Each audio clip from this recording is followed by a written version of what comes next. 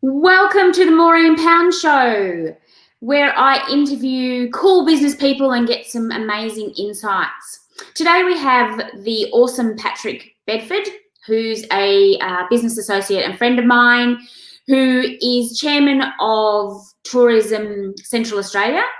And he also runs Emu Run, which is one of the most successful tourism companies in Central Australia. He's a high achiever, amazing person, has some really great insights that he's going to share with you today. So welcome, Patrick. Good afternoon. Thank you. Oh, yes. Great introduction. Oh, thank you. So to jump in so that people get a feel for the sort of person that you are, do you want to share something quirky or interesting about yourself that we might not know? I like to kind of challenge the status quo. So things like ice baths, 0-degree ice baths, getting up early, really kind of doing things differently to everybody else. A lot of people think I'm a little bit crazy, but I just think it's the norm. And, I don't want to be doing the same thing as everyone else because I get the same results. So I like to change things up a bit. Excellent. And that's a great intro because that's what we're going to be talking a bit about today, changing things up, changing your mind, changing your body, really. So you do things differently, and you've got some extraordinary results from doing that in business and in life. So tell me about some of the things that you do differently. So I've set myself kind of over the last couple of years, a routine, which is not a set routine, it's a fluid routine. So it changes each week, it might change each day. I like to kind of keep it a bit, not the same stuff, so it's not consistently the same routine. So in the morning, I like to get up around 5, maybe at 4:30 in the summertime, go to the gym early in the mornings, which is my stable kind of get in there and get the body moving and get the body full of endorphins and keeps me fit and strong. I like that whole strong mentality.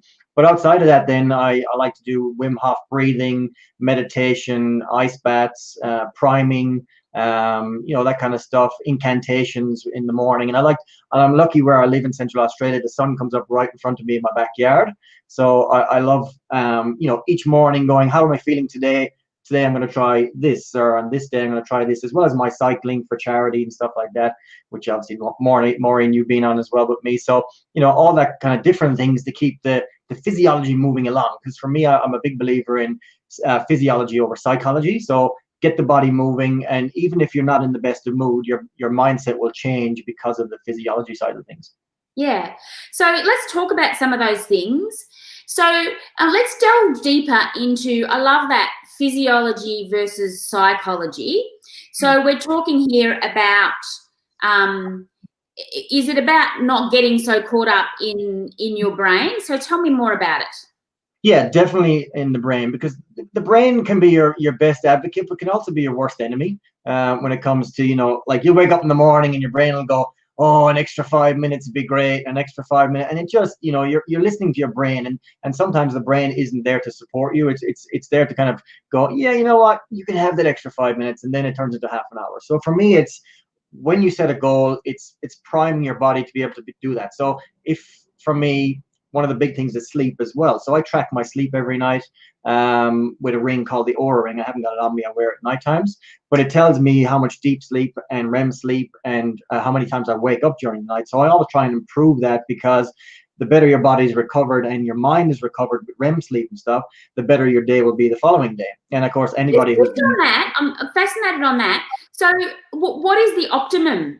And like what's your average of like my average, probably an hour of deep sleep. So deep sleep is when the body basically switches off and there's a disconnect. So your body paralyzes, really. Thereby, your body can go in and regenerate the muscles and the tissue. And if you've been training a lot, it builds that muscle as well.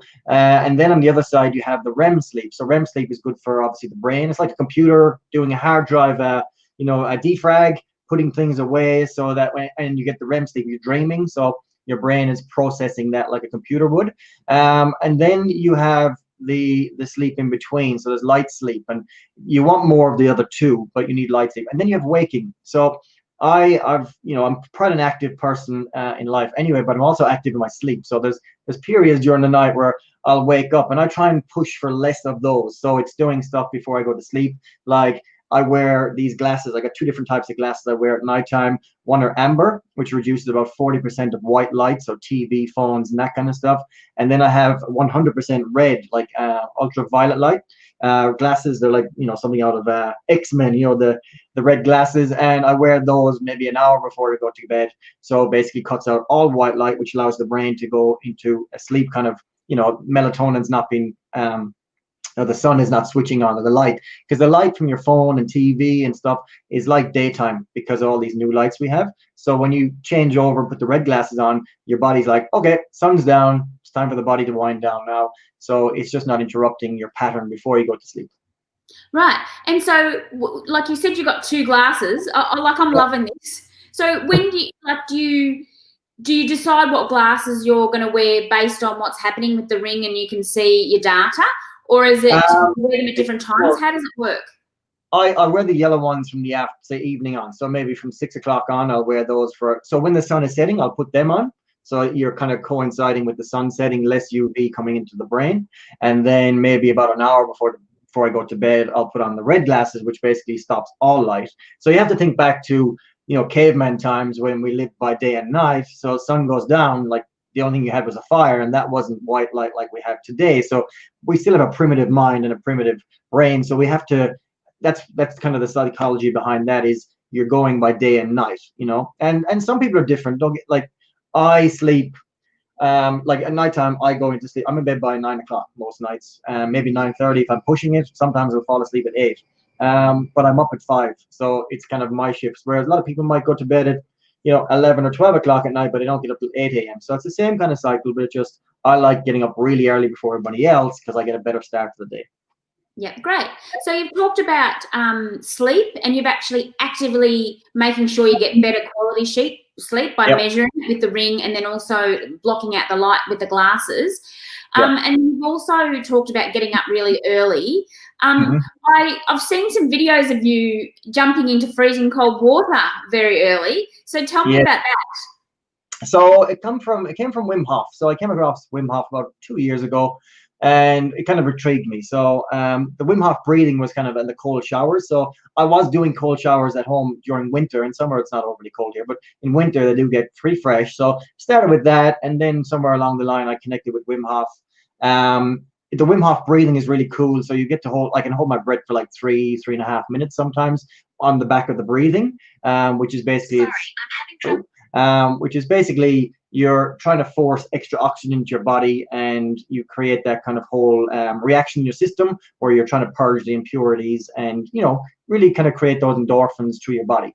On the back of that, then I kind of came across the ice baths, and that piqued my interest. So now I have an ice a freezer. It's a big 500-liter freezer. It's all sealed all the way around. It has a filtration system, a control system for the temperature, and it basically is full of water. And sometimes I've only just started coming back into it now because of COVID. And I actually filled it up with food during COVID. I was like, oh, there could be an issue here with food, so I had bread and other stuff in there for a while, but only just recently. So I've emptied it out and basically filled it back up. So it's at 10 degrees right now. So over the next couple of weeks, I'll go 8, 6, 4, 2, and 0, back down to 0 degrees. For me, it's a mindset thing. So it's not easy. It's not easy under any stretch of the imagination, but getting in there is a psychological thing for me. It's like I'm testing myself, and on the back of it, one, you're healthier because your body burns more fat, so you're quite lean. I've been down to 66 kilos. I think at one of the previous rides, I'm normally around 75, but that was really healthy and strong for me because I have been doing lots of ice baths and training and cycling as well. So that's really cool. So that's a bit of the ice bath. So it is a psychological thing. Yeah, great. So with the ice baths, so with the going down in temperature, is that like you might go 10 degrees one day and then 8 degrees the next day, or is it do you move down, or is it or what I'm really trying to do is get it at 2 degrees or whatever it is? When I'm back into the flow, it sits around between 0 and 2 degrees. So that's kind of where it sits. And at the end of the day, like, just getting back in is at 10 or 8, and that's fine. It's just to kind of get that flow happening. 4 degrees, 2 degrees, 0 degrees, it doesn't really make a difference. It's about the mindset. It's about, telling your mind that you can do this and you can step into that challenge. And I've had people come and try and do it, and they just can't, get the breath going. They just can't do it. It's a mind over matter. At the end of the day, you just got to not force yourself. That's not the point. When you go in, it's about relaxing the body. It's the total opposite. It's about teaching your body to relax in that environment. So it's the fight or flight. So the parasympathetic system, the brown fat activation heats the body up really quickly. So it's all of that kind of stuff together. And even at the end of each dip, so I stay in there for usually it's only 3 minutes I stay in, which is enough. At the very end, I always go under the water and lock my elbows into the side of the walls and count to 10 backwards. It's just that extra step. It's like, okay, before I get out, I have to do this as well, because normally the water sits around here.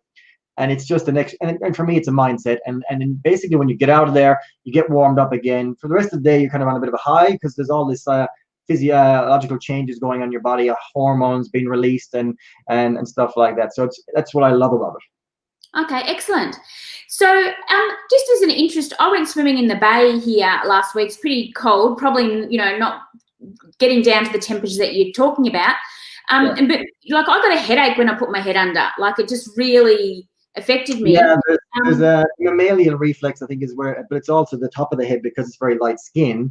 It does, and it's the same with a lot of people when they're starting out. The hands and the feet are the worst. So you have what they call shunt veins. So here in your hands and your feet, when you go into cold water, it cuts off the circulation to these instantly. So basically, it's bringing the water to the main part of the body, back to the heart and keep the organs. So you have to relax the body to get the actual blood to come back to your fingers and hands. And that's the whole point, is you relax so the parasympathetic system is not locking up all the vital organs and only taking care of them. It's relaxing it. And the funny thing is, it actually turns warm.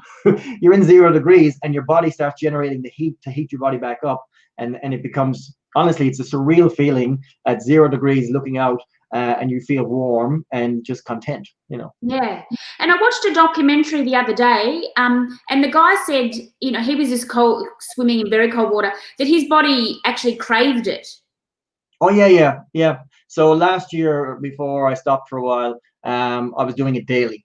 So it's something, it's an adrenaline thing as well. So obviously you're getting all that adrenaline in the body, the endorphins flowing. So it becomes a kind of a kick every morning that you set yourself. And it's a worldwide phenomenon. It's all over the world, in in Eastern countries, in like Russia and Poland and all those kind of countries, they've been doing it for years.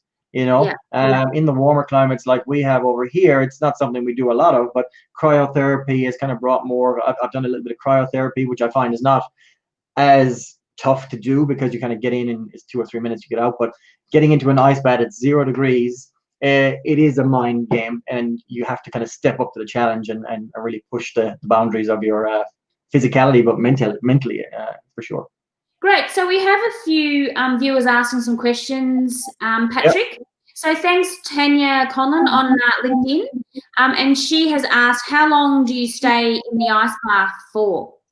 Around 2 minutes usually, but if I'm really kind of relaxed in there, I'll kind of stay to 3. I've had some guys come over and they've stayed in there for 5 minutes, which I thought they were a bit loopy when they were doing that, because the benefits are between 1 and 2 minutes. You have had the benefit of doing the actual getting in there and stuff like that. So physically, you've kind of hit the marker of where you need to be.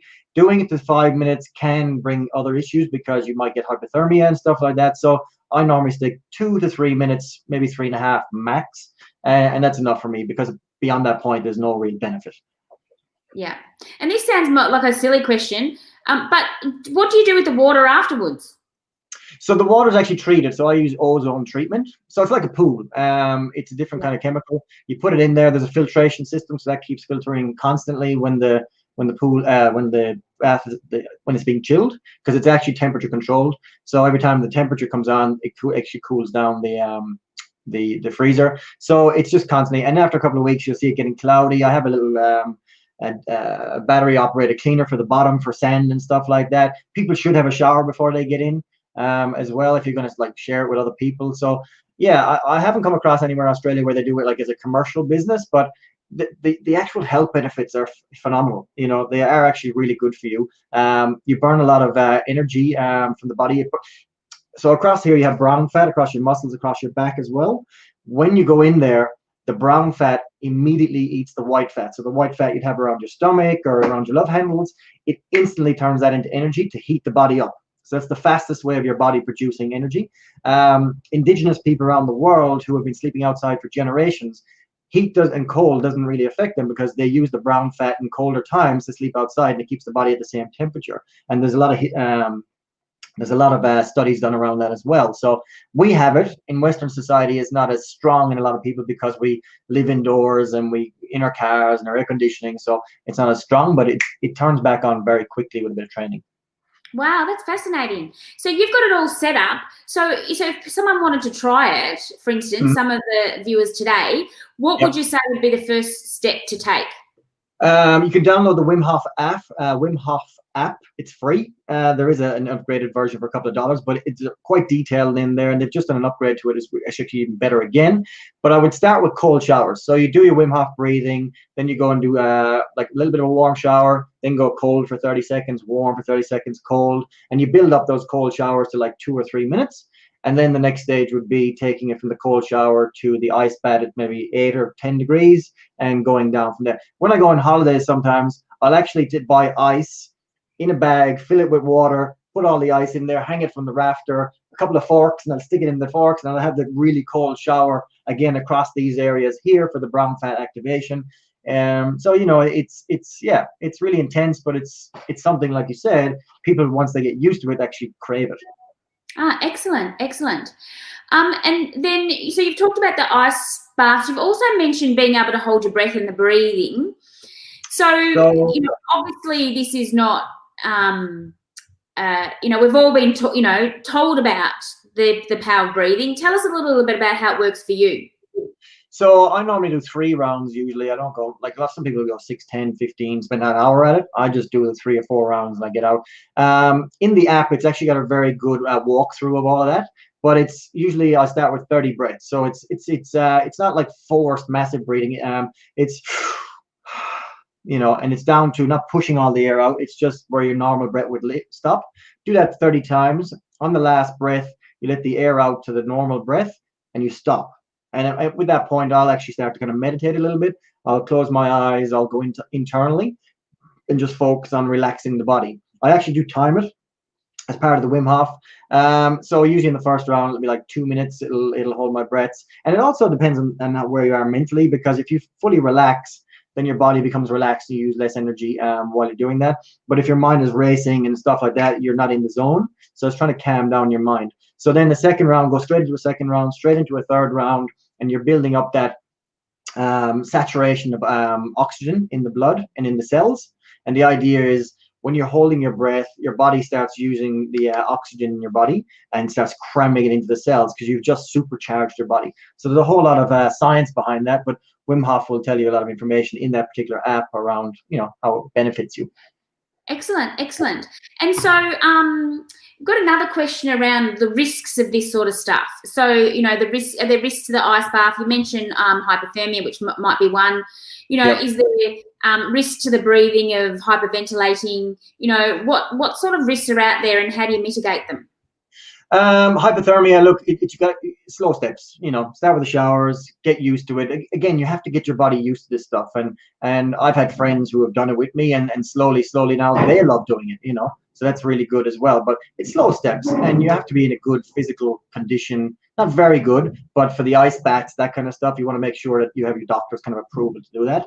From the breathing side of things, I have passed out on certain times doing the breathing, just holding my breath, because when you stop, you have your CO2 and your oxygen are here. Now your body normally triggers to breathe on the CO2. So the issue is which one gets there first. So the trigger point is, am I going to pass out because I haven't got any oxygen, or is the body going to be forced to breathe because of the CO2? So if the oxygen gets to that point first, then you pass out, and then the CO2 comes up, and you breathe automatically anyway. It's our mammalian response, I think. Survival response. You're going to breathe. You can't, unless you hang yourself. You can't kill yourself from not holding your breath, for not breathing. So I have done it a couple of times, and it's been funny to watch back because I have done it in my backyard where the cameras are, and that's it's not something I recommend. It's just something that happened. And I've spoken to my doctor. We've got a good friend of ours, Dr. Henry Law, in Perth. and we've talked about it, and he explained about what happens, and there's no real risk, because your body will always force you back to breathing, regardless. It's the response of the oxygen versus the CO2. Excellent. And what effect does doing the breathing have on your overall well-being? Look, you've energized the body. You really kind of got the body energized. There's benefits from the ice bath point of view because you've supercharged your body with oxygen. The cells are primed, so when you get in, it actually helps you in the ice bath as well. So I forget the reasons behind it. It's been a while, but it does benefit you when going into the ice bath. A lot of people will find, and even to myself, I still hold my hands together at my fingers, because the water gets warmer quicker between, around your hands. I don't move a lot in the water, because when you start moving, the water cold, so you're kind of creating a barrier around yourself. People's feet is another hard one. So those are kind of things that, in the bath, you're going to have to just train yourself. So people will sit outside at home in a bucket of water with their hands in there, with their feet in there, just training the body to become used to little things like that, and then taking little baby steps. It's not a race. It's not a competition to get the longest breath. The health benefits is what you're going for in the longer term, and also the mental health benefits. People with schizophrenia, they use it as well for for really kind of focusing the mind, because when you're in there, you need to focus 110% on what you're doing, rather than your mind being randomly going all over the place, which is some of the psychological things with schizophrenia and stuff like that. So it really has a lot of health benefits that we're only scratching the surface on, I think, in Western science. Okay, beautiful. I'm loving it. So we've talked about a physiology over psychology, getting the body primed for the day. Tell us about, you've mentioned before to me about priming and incantations. I've heard of the terms, but I'm not really sure what they are.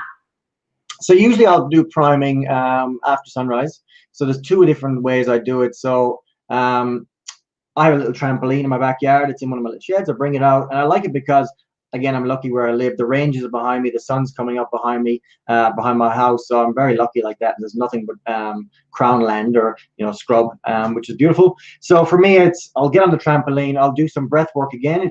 This comes from Tony Robbins. So I've been to some of the Tony Robbins stuff back in 6-7 years ago. Date with Destiny, Business Mastery, UPW, stuff like that. So it's a priming. It's getting some air into the lungs. You do it for about a minute, maybe. It's just sucking it in and blowing it out.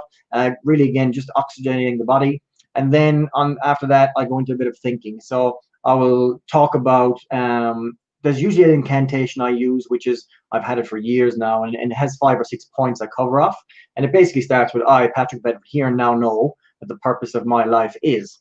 And then I'll go through points. And in the kind of the level that I hold them the highest, so the first one would be my relationship with my wife, my relationship with my kids, my health, and my wealth, and my health, which has many aspects around gym, meditation, eating. So there's kind of a whole there's a few different things in that one. Then there will be as a leader in my business, and financial. So financial will be the last one, and it's the same kind of 5 or 6 I would constantly use. Sometimes I'll change it up and put some other words in there, but always the primary one will be my partnership with my wife, and the relationship we have there, and then the kids. So that I'm constantly focusing on what's important to me, not just letting my mind wander off. And a lot of people do that. They just have no direction in life. So I want to make sure I'm keeping on point of what's important in my life, which is family first, and then finances is actually the bottom of the list. Yeah, but it's still there. It's still there. So I do the incantation. So I'm doing that. I'm talking through that. At the end of that, then I'll go into a bit of a discussion around what is my top 3 things I'm going to do today, or what's my map for today. I'll do a bit of that. I'll do what am I grateful for. So I'm grateful for where I live, the environment, the beautiful weather, my health, my happiness, the people I work with, my family. I'll talk about that in my own head. Again, it's positivity in the mindset. And then I'll do maybe a 6 months or a 12 months projection of what are the things I'm working towards in the longer scheme of things. I have a funny story around this incantation stuff. So about 3.5 years ago, I've been trying to buy this other business, which I ended up buying, but it was my main competition in the current business I'm in at Amy Run. So they were, we've been going back and forth, and the conversation was happening, but it wasn't getting there. So I went to the gym one morning, a Sunday morning at 5 a.m., finished my workout at 6 a.m., And like we chatted for months. It was just dragging out. So I was walking up and down the car park for about 15 minutes, incantations in my own head. Like, today is the day where I'm going to go in, I'm going to engage him on a higher mental capacity, and I'm going to get this deal done. And I just kept repeating this kind of mantra in my own head. I knew he would be in the office at about 7 o'clock, so it kind of lined up perfectly with me heading to town where I was going. Went in there, I was fully primed, and I said, look, we need to get this happening. Let's get it over the line. Let's get it moving. And 20 minutes later, we'd done a deal, and I bought the business. So it's priming yourself for what you want in life. And I'm always a big believer in, if you think you can't, you're correct. If you think you can, you're correct. Whatever you tell yourself is going to be the outcome. So why would you tell yourself negative thoughts rather than positive thoughts and positive direction? Yeah, beautiful. So it sounds like it's getting, you're getting your body in, in a great shape to support your mind. So it's like you've got this two-pronged approach of looking after both. Yeah. So the psychology for me is I feel strong because I've been to the gym, or I've done my priming, and my priming obviously goes into the mind. The ice baths plays into both of those. One, it's healthy for there, but it's also healthy for the mind. So it's always trying to keep myself in tip-top prime physical and mental health. When you're feeling overweight or when you're feeling sluggish because you're not eating correctly, then that kind of plays on the mind as well. But if you have a two-pronged approach where you're priming your mind, but you're using the physiological side of it to do it as well. When you get up in the morning, first thing you do is you have a pattern of what you do. You get out of bed, you go brush your teeth, and I'm usually up and out the door within 12 minutes and at the gym within 15. I want to be there by this time. So I'll have my clothes at the end of the bed or just in the wardrobe, sitting there with the runners, the socks, my pants, my t-shirt, the bag is next to it. So it's boom, brush your teeth, wash your face, out the door, gone. So it's my time as well before my kids get up. So it's really just kind of setting my day up for the best start I can have and the best progress I can make. Yeah, great. And it sounds like a good example to set for your children too. Yeah, they do watch me, and I think my eldest boy, he's excited to come to the gym. He's been there once or twice, but he's not allowed at this age. He's still a bit young, but he's excited, and he's quite athletic and stuff like that. So they kind of see that thing, and I want to be able to set that target for them, that in life, you put the best foot forward always, you don't let the doubts slip in there, and you just keep trying, keep telling yourself you can, because if you tell yourself you can, you can. If you tell yourself you can't, you can't. Simple as that. Exactly. And just one thing that's coming, one last question I've got is around the incantations and that process. It sounds like it is like so much to do. Do you do it every day? Like, how does it work? Realistically, instead of this, I'm going to do this, and I'm going to do this, and I'm going to do an ice bath a day, and then I'm going to do breathing, and then I'm going to do incantations, and then I'm going to do this. Yeah. Look, I'm only human, same as everyone else, so I can't do everything every day. So the gym is my standard, so I'll do Monday, Wednesday, Friday, Sunday at 5 a.m. I'll do those. And then when I come back, depending on what's going on, if I'm early or late, I'll do meditation. So I'll sit in the backyard, I'll do a bit of meditation, I might have a swim. So that might be it for that morning. Then another morning I'll come home and I'll sit out the back and watch sunrise, do the Wim Hof breathing. I may or may not do an ice bath, or I might jump on the trampoline. So I mix and match the mornings. And if I'm feeling tired and I don't want to go to the gym, I'm like, I actually react to my body, because my body is telling me, we're working really hard. I just need a little bit of an extra break. So this week on Wednesday, I was traveling, and I was going to go into the gym on Tuesday, but I was like, I'm feeling a bit tired. I'm going to be more tired if I do this on top of traveling for the next 2 days. So I'll just give my body a little bit of a break. And the thing is, you don't. A lot of people will think in their mind, going, I failed because I'm not. Well, no, it's not correct. On the way to your journey, if you're driving your car and you get a puncture, you get out and you fix the puncture and you keep going. You know what I mean? We're only human, and we're our own worst enemies in our own minds. And it's that little voice in your mind. I like to tell him to sit over there when I don't need him. Like, you can go sit over there. You're not required right now, because the voice is there to justify whatever you think. Yes or no, it'll justify that. So for me, it's not every day is the same. Some days it'll be a routine where I do once or twice a week, and other days it'll just be fluid. I'll sit in the ice tub and do that twice a week, or I might just jump on the trampoline. I might just go for a swim because I just want to relax with the kids when I get back from the gym. It's always different. Yeah.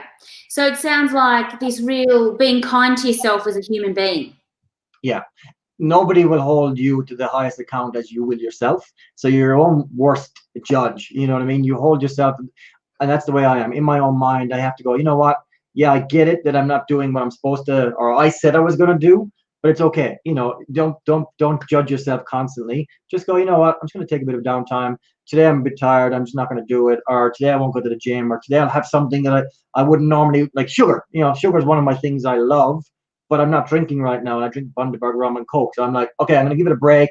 I'm just going to take it easy. I may or may not drink. I'm thinking about going back to vegetarian for a while. So, you know, it's you just go with the flows. You know, we're only human at the end of the day. We're not robots. We're not machines. So don't be too hard on yourself. As long as you keep trying and pushing forward, that's the main objective. Excellent, excellent. Now, what I really, I love a lot about you, Patrick. You know, you've always just get on with life, and you really, say it how it is, and really give great advice. Now, I think that's been really pertinent for people at the moment because we're in a strange, unclear world at the moment with stuff going on. But you have a tourism business, and you've seemed to just get through. You haven't got many clients at the moment in the beautiful Northern Territory, and some amazing sights and experiences for people. So we'd just like to share as a final parting comment about a little bit about what people can expect when they go to the Northern Territory and how you can support them. Look, out here, it's absolutely beautiful scenery. It's getting back to nature, and that's what I love about Central Australia. Every day I wake up and I look at the landscape. It's just absolutely spectacular. And we got one of the, I think it was number 3, Lonely Planet voted Uluru number 3 in the world only just 2 days ago. One of the must-visit places. So we're very lucky. I'm very lucky to have this in my backyard. But the scenery out here and getting back to the land and just switching off the phone, letting your mind relax, and just take in the scenery and the animals that are out there. You see kangaroos, you'll see camels, brumbies, lizards, all that kind of stuff. That's what I love about this region. The scenery is spectacular, the sunrises, the sunsets. So when you come to Central Australia, it's different in every sense, as our slogan here in the territory. It is different in every sense. It's not man-made. It's most of it's natural. And that's what people really need to get back to. And I think a lot of people who have wanted to come to the Northern Territory and usually go overseas, well, in the next 12 months, the NT is the safest place in Australia, has been since the start of COVID. Next season, come and visit over summer. Like, it gets hot, but it's hot. It's not humid. It's a different kind of humidity to the tropics. So come and visit. Now is a good time over the next 12 months to get out and really see that backyard and tick it off the list. It is absolutely going to be spectacular out here next year. Yeah, beautiful. So the website to go to is emurun.com.au. Emurun.au.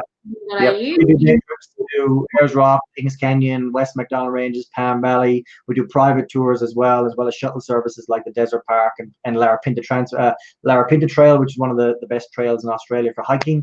So we have all those kind of services moving around, around Central Australia for both Alice Springs and at Ayers Rock and Kings Canyon. And I do want to stress that the heat is different there. I spent several months there years ago in a car without air conditioning, with the windows down. But it wasn't this humid. It was this dry, beautiful heat. And I loved it, going to all the beautiful canyons and watering holes. And and it's still a place where you can get away and not see people.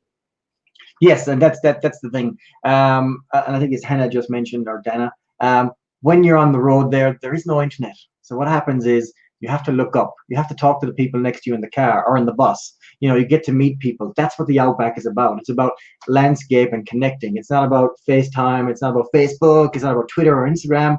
It's about connecting back to nature and letting your brain relax and having that refresher time. So when you go back, that this will be an unforgettable lifetime experience. And that's what it's all about now in this day and age, is getting those experiences you wouldn't normally get. The people sitting on the beach and stuff. That's great. You can do that anytime. Coming out here and seeing Uluru, it's a mystical place. It's absolutely special. Kings Canyon, Catajuda, Palm Valley, West McDonald, these are all gorgeous landscapes we have through Central Australia. So if you've ever wanted to come, the next 12 months is the time to come and visit. Okay, beautiful. So definitely recommend Patrick and his team looking after you. So just visit emurun.com.au. Thank you so much for joining us today, Patrick.